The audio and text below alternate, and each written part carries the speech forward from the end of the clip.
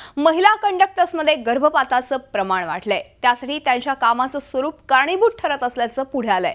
तब्बल 70% एसटी महिला कंडक्टर्सचे गर्भपात झाल्याचं धक्कादायक वास्तव उघडकीस आलंय। पाहूया त्याच संदर्भातला हा धक्कादायक रिपोर्ट। एक प्रचंड धक्कादायक वास्तव। 70% महिला कंडक्टर्सचा गर्भपात। 300 पैकी 248 महिला कंडक्टर्सचा गर्भपात।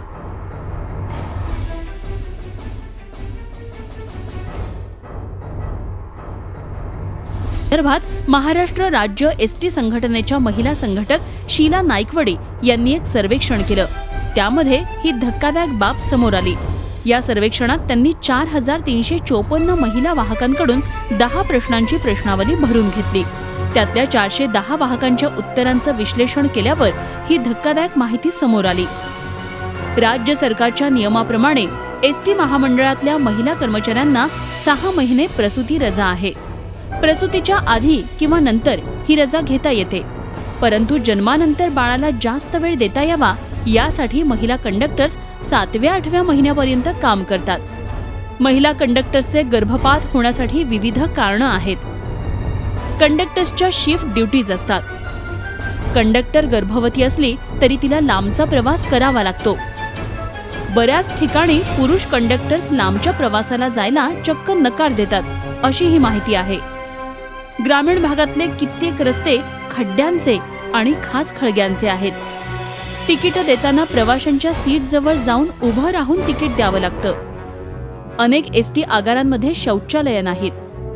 काही ठिकाणी असली तरी ती अस्वच्छ आहेत। मोठ्या एसटी आगारांमध्ये ड्रायव्हर्स आणि कंडक्टरसाठी विश्रांतीगृह आहेत, पण महिला कंडक्टरसाठी अशी कुठलीही सोय नाही।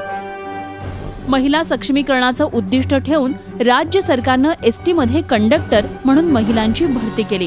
त्यामुळे अनेक महिलांना रोजगार मिळाला, पण त्यातून हा धक्कादायक प्रकारही पुढे आलाय। हे थांबवण्यासाठी सरकारनं तातडीनं पावलं उचलायलाच हवीत। या महिला कंडक्टर्सचे गर्भपात रोखणं ही जबाबदारी कुणाची? महिला कंडक्टर्सना त्या गरोदर असताना कार्यालयीन कामकाजामध्ये सामावून घेता येईल का? गरोदर महिला कंडक्टर्सना जवळच्या प्रवासाची ठिकाणं देता येतील का? एसटी नव्या लूपमध्ये आणण्याचा प्रयत्न स्तुत्यच, पण त्याआधी या गंभीर प्रश्नांकडे रावते साहेब लक्ष देतील का?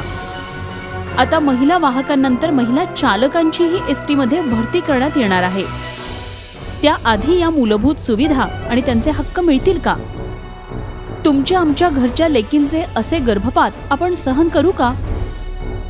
महिला कंडक्टर्सना योग्य सोयी सुविधा देण्याबरोबरच त्यांच्या बाळांना जगण्याचा अधिकार देण्याची जबाबदारी सरकारबरोबरच आपली सगळ्यांचीही आहे। एखादी गरोदर महिला वाहक असेल तर प्रवाशांनीही तिच्या जागेवर जाऊन तिकीट घेण्याची संवेदनशीलता दाखवायलाच हवी। 210 महिला वाहकांचा गर्भपात होणं ही प्रचंड धक्कादायक बाब आहे। 210 नव्या बाळांचा, नव्या कळ्यांचा जन्म घेण्याचा अधिकार मुरदाड व्यवस्था, असंवेदनशील यंत्रणेमुळे नाकारला जातोय का, याचा गांभीर्यानं विचार करण्याची वेळ आलीय। Bureau report, Zee media, Mumbai. Zee 24 तास रहा एक पाऊल पुढे।